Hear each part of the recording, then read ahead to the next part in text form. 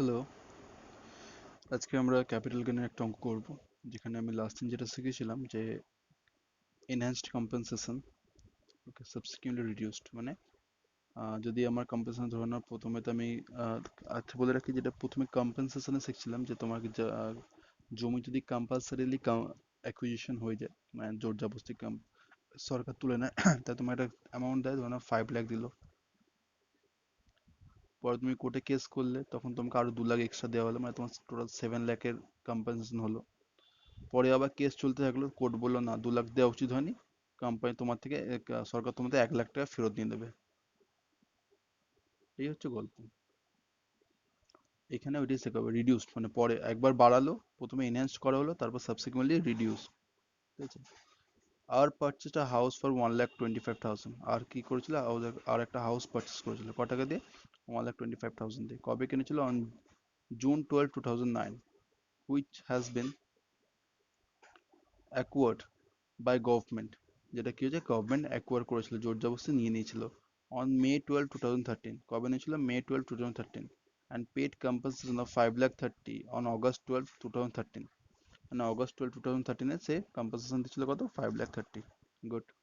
The Calcutta high court however enhance the compensation. Calcutta high court কি হয়েছে, case করা হয়েছিল বলে ক্যালকাটা হাইকোর্ট এনহ্যান্স করেছে। এনহ্যান্স করা মানে প্লাস, বাড়ানো। কম্পেনসেশন কত? 7,20,000 করেছে। মানে যেখানে তোমার প্রথমে 5,30,000 ছিল, এখন বলছে না ভাই, 7,20,000 দেওয়া উচিত ছিল। তাহলে আগে 5,30,000 দিয়েছিল, তাহলে এখন আরো 1,90,000 দেবে, তবেই তো কি তোমার 7,20,000 দাঁড়াবে। তাহলে এখন আরো কত টাকা পাবে? 1,90,000। এখন আরো 1,90,000 টাকা পাবে, কেননা 7,20,000 দিয়ে দাঁড় করেছে। 5,30,000 ছিল, 7,20,000 দাঁড় করেছে। An appeal filed by R and government paid additional compensation, মানে যে এক্সট্রা টাকা কত? 1,90,000। ঠিক আছে। On December 12, 2019। লিগাল এক্সপেন্সেস, মানে এইসব টাকা আদায় করতে গিয়ে তোমার লিগাল এক্সপেন্সেস 15,000 দিতে হয়েছে। ফার্স্ট টাইমে এই পার্টটা করছি, ঠিক আছে। তারপর আমি নেক্সট পার্ট পড়বো, নেক্সট পার্ট করবো।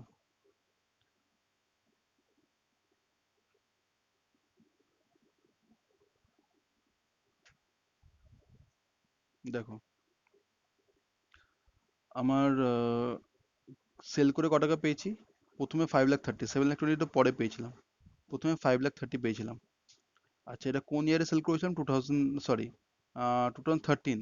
মানে May 13, মানে 12-13 ইয়ার, বা 12-13 ইয়ার। না, পেয়েছি কত? অগস্ট 13, মানে 13-14 টাকাটা পেয়েছি। তো এটা ফিনান্সিয়াল ইয়ার 13-14 হলো। তাহলে এর অ্যাসেসমেন্ট ইয়ার হবে 14-15।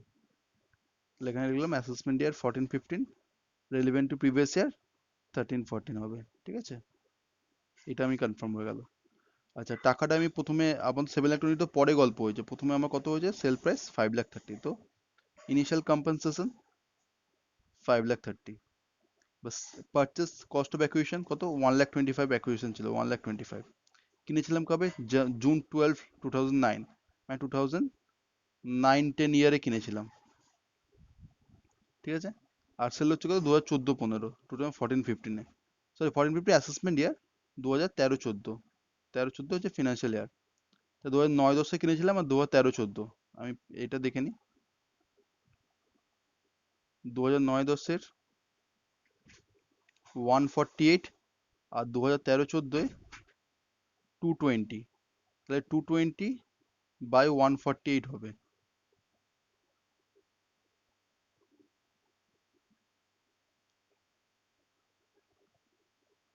দেখো, 220/148, 148 হচ্ছে তোমার যে ইয়ারে পারচেস করা হয়েছিল সেই ইয়ার, মানে 9-10 ইয়ারের ইন্ডেক্স। আর 220 মানে যে ইয়ারে সেল করা হচ্ছে, মানে 13-14, 13-14 ইন্ডেক্স।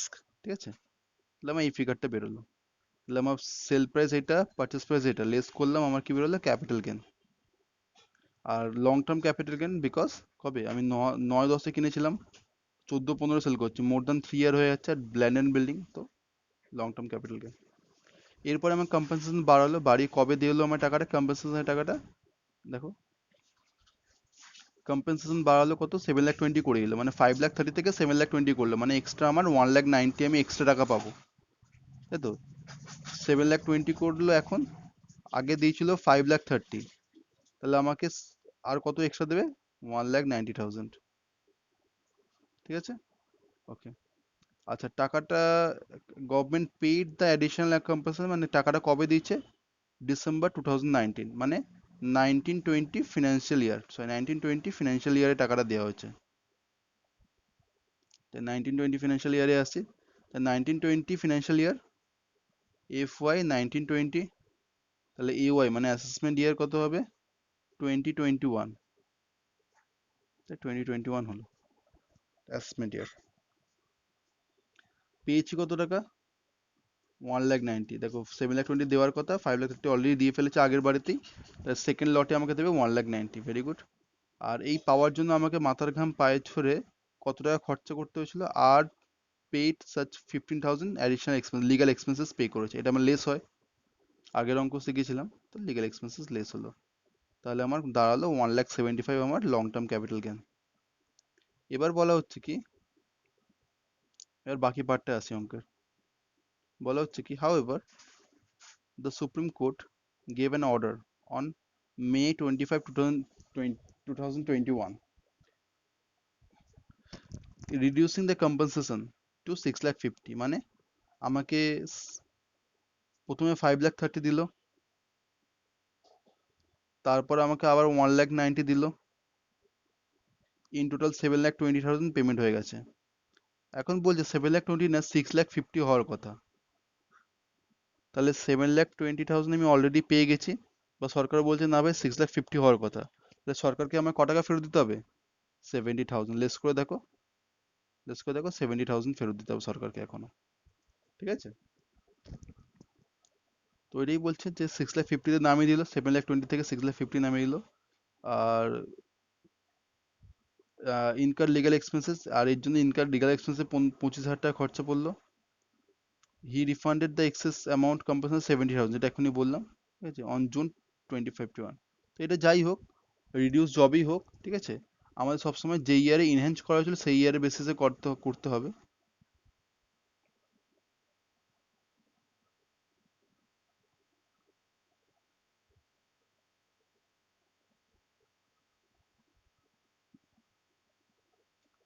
তাহলে এখানেতে আমার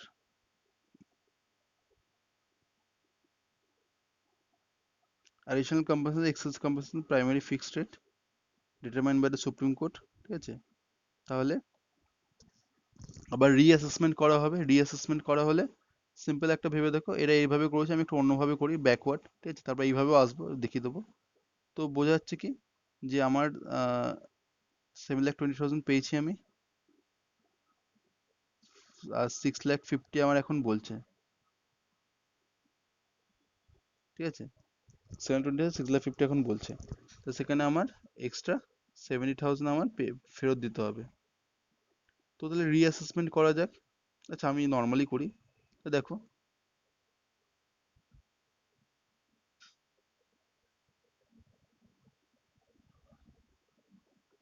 তো দেখো যে তাহলে অ্যাসেসমেন্টে কত হওয়া হচ্ছিল? তাহলে আমাকে 5,30,000 পেমেন্ট করা হয়েছিল, আর সরকার আমাকে বললো ভাই 6,50,000 হবে। আমি আরেকটা কথা বলে রাখছি, যেই মাত্র এটা 7,20,000 থেকে 6,50,000 নামিয়ে দিল সরকার, মানে আবার একটা অ্যাসেসমেন্ট করলো, সেই মাত্র এই ক্যালকুলেশন নাল অ্যান্ড ভয়েড হয়ে গেল, মানে ভ্যালিড থাকলো না। কারণ এই ক্যালকুলেশন 7,20,000 উপর ভ্যালিড করে, বেস করে করা হয়েছিল। বা যদি সুপ্রিম কোর্ট ল পাস করে বা তোমার কেসটাকে সেটেলমেন্ট করলো 7,20,000 না, ফাইনালি 6,50,000 সেটেলমেন্ট করলো, তাহলে এই ক্যালকুলেশন আর ভ্যালিড হলো না, এটা আমার মুছে যাবে। যখন নতুন অর্ডার পাস করলো, নতুন অর্ডার যখন পাস হলো তখন তাহলে নতুন করে ক্যালকুলেশন করতে হবে। কি ক্যালকুলেশন করব? যে আমার 6,50,000 পাওয়ার কথা, তাহলে 5,30,000 অলরেডি পেয়েছিলাম, তাহলে আমার এখনো কত টাকা পাওয়া বাকি? তাহলে আমি এনহান্স কত হচ্ছে? 6,50,000 মাইনাস 5,30,000, 1,20,000 হচ্ছে। তাহলে আমার এনহান্স কম্পেনসেশন 1,20,000 হচ্ছে, less expenses on transfer legal expenses আমি প্রথমে 15,000 খরচা করেছিলাম, প্লাস এখন 25,000 আরো খরচা করছি, মানে টোটাল 40,000 খরচা করছি। দেখো এইটা তো ক্যান্সেল হয়ে গেল, সরি, হ্যাঁ এইটাই, এটা তো ক্যান্সেল হয়ে গেল যেই নতুন চার্জ এলো। তাই এর যে 15,000 খরচা হয়েছে, তাই দুবার আমার লিগেল এক্সপেন্সে খরচা হচ্ছে, যে এখানে 15,000, এখানে 25,000। তো আমি দুটোকে আমি একসাথে নেবো, তাহলে 1,20,000 এলো এখানে, আর 15 25 যোগ হয়ে 40,000 এলো। 1,20,000 আবার কি করে এলো বলছি, যে তাহলে আমি আগের ক্যালকুলেশন ভুলে যাবো, 7,20,000 ক্যালকুলেশনটা ভুলে যাবো, এখন নতুন করে ক্যালকুলেশন হবে কি, 6,50,000 আমার নিউ কম্পালসন করেছে, 5,30,000 আমার প্রথমে লটেই পেয়েছিলাম, তাহলে আমার বাকি থাকছে 1,20,000। 1,20,000 এখানে লিখলাম।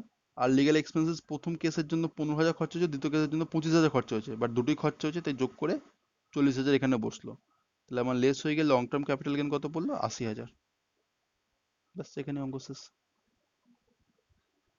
এবার এখানে শিখবো আমি নতুন অঙ্ক শিখবো, যে capital gain on transfer of shares received on conversion of fully convertible debenture. মানে যদি এরকম কোনো শেয়ার আমি ট্রান্সফার করি যেটা কিনা ডিবেঞ্চার থেকে, ধরুন কেমন ছিল ডিবেঞ্চারের গল্পটা, প্রথমে তুমি একটা কোম্পানি থেকে ডিবেঞ্চার নিলে, কয়েক বছর পরেতে, ধরুন ফর সে 5 ইয়ার্স পরেতে কোম্পানি বললো ডিবেঞ্চারের টাকা আমি তোদেরকে পেমেন্ট করতে পারছি না, ইন ক্যাশ পেমেন্ট করার ক্ষমতা নেই, আমি তোদেরকে ডিবেঞ্চার যে টাকার ডিবেঞ্চার ছিল আমি তোকে ইকুইটি শেয়ারে কনভার্ট করে দিচ্ছি। এখন এবার সেই ইকুইটি শেয়ার তুমি কি কয়েক বছর পরে গিয়ে বিক্রি করছো, সেল করছো। তা ডিবেঞ্চার কিনেছিলে, কিছু বছর পরে কোম্পানি টাকা না দিয়ে তোমাকে ইকুইটি শেয়ার দিল ডিবেঞ্চার বদলে, বাট তার কিছু বছর পর তুমি সেই ইকুইটি শেয়ারটাকে সেল করছো। X acquired 500 fully convertible, convertible মানে চেঞ্জ করা যাবে, শেয়ার্স 500 শেয়ার্স, 100 টাকা করে ইচ দাম ছিল, on B limited, on May 2, 2007, ডেটটা দেখে নাও, for 62,500, as per term of the allotment, B convert মানে যে টার্ম ছিল কনভার্টেবল, কনভার্ট করতেই হবে, সাচ শেয়ার, বলছে কি অল সাচ ইচ ডিবেঞ্চার মানে প্রতিটা ডিবেঞ্চার 4 ইকুইটি শেয়ার, মানে 500 ডিবেঞ্চার ছিল, প্রতি একটা ডিবেঞ্চারের জন্য 4টে ইকুইটি শেয়ার দেওয়া হয়েছে, বলছে 4 ইকুইটি শেয়ার দেওয়া হয়েছে। তার মানে 500টা ডিবেঞ্চারের জন্য 500 ইন্টু 4, মানে 2,000 ইকুইটি শেয়ার ইস্যু করা হবে। চলো, এবার বলছে আর ভ্যালু কত হবে, 20 টাকা করে, সে যাই হোক, mister x sold all such shares on 5th December 2019 for 1,95,000। Very easy, তাহলে আর পড়ারই দরকার নেই, অঙ্ক শেষ এখানেতেই। তা সেল করেছে কত টাকায়, 1,95,000, তো 1,95,000 বসিলাম সেল কনসিডারেশন। আর ইকুইটি শেয়ার যে কিনেছিল, ইকুইটি শেয়ার তো কিনে দেখো, ডিবেঞ্চার কিনেছিল, ইকুইটি শেয়ার কিন্তু কেনেনি, ডিবেঞ্চার কেনা হয়েছিল, ইকুইটি শেয়ার কনভার্ট করে পেয়েছিল ডিবেঞ্চারের এগেনস্টে। তো যে কেনা হয়েছিল, কেনার প্রাইস কত, 62,500, 62,500 আমি কস্ট অফ অ্যাকুইজিশনের মধ্যে বসিয়েলাম। এবার ইন্ডেক্সেশনে দেবো, যখন ইন্ডেক্সেশন যখন দেবো আমি, তখন আমি মাল্টিপ্লাই করবো প্রেজেন্ট রেট, মানে 2020-21 19-20 যে ইয়ারে আমার সেল হলো, সেই প্রেজেন্ট রেট 289। আর পারচেস ডেট কোনটা দেবো, দেখো এখানে দুটো ডেট আছে, একদিন যেদিন আমার ডিবেঞ্চার কেনা হয়েছিল, আর আরেকটা দিন যেখানে আমার ডিবেঞ্চারটা বিক্রি করা হয়েছে। আমি সব সময় ডিবেঞ্চার বিক্রির দিনটাকে নেবো, মানে বিক্রি বলবো না, কনভার্ট, একটা ডেটে ডিবেঞ্চার কেনা হয়েছিল, একটা ডেটে ডিবেঞ্চার কনভার্ট করে ইকুইটি শেয়ার হয়েছিল, যেহেতু আমি সেল অফ ইকুইটি শেয়ার হচ্ছে এটা আমার, তাই ইকুইটি শেয়ার যেই দিনে কেনা হয়েছিল সেই দিনের আমার ইন্ডেক্সেশন করতে হবে। তাই দেখো ইকুইটি শেয়ার কেনা হয়েছিল কবে, 12 August 12, মানে 12/13 ইন্ডেক্সেশন কত, 200। আর আমার আজকে 19-20, সরি, হ্যাঁ 19-20, 289, তাহলে 289 ডিভাইডেড বাই 200 হবে, তাই তো, ইন্ডেক্সেশন যদি করতে চাই। তো দেখো ইন্ডেক্সেশন প্রাইস হলো, মানে যে টাকাটা আমি পেমেন্ট করেছিলাম ডিবেঞ্চার কেনার সময় সেই প্রাইসটাকে নিলাম, আর টাইমিংটাকে আমি ধরলাম যেই টাইমে ইকুইটি শেয়ারে কনভার্ট হয়েছিল, তো আমার এটা বেরিয়ে গেল ইন্ডেক্সেশন। তাহলে আমার লং টার্ম ক্যাপিটাল গেইন বেরোলো। লং টার্ম বলার এই জন্যই কারণ ডিবেঞ্চার ইকুইটির সাথে 1 বছরের বা 2 বছরের মধ্যেই তোমার চেঞ্জ হয়ে যায়, সেখানে 2012 মাল তুমি 2019 বিক্রি করো, 7 বছর পরে, লং টার্ম তো হতেই হবে, আর লং টার্ম হলো বলে আমি এই এফেক্টটা দিলাম ইন্ডেক্সেশন। এখানে কি বলছে দেখো, cost of debenture acquired by X is taken as cost of acquisition, debenture যেই টাকায় কেনা হয়েছিল সেটাকেই কস্ট অফ অ্যাকুইজিশন ধরা হয়েছে। Indexation cost of acquisition is calculated considering the year of allotment. যে ইয়ারে ইকুইটি শেয়ার অ্যালট করা হয়েছিল সেই ইয়ারকে নিয়ে আমি ইন্ডেক্সেশনের এফেক্টটা দিলাম, যেমন 200 দিলাম। ঠিক আছে, কারো বুঝতে অসুবিধা হলে আমাকে ফোন করবে, আমি ভালোভাবে বুঝিয়ে দেবো। আপাতত এই দুটো অঙ্ক থাক।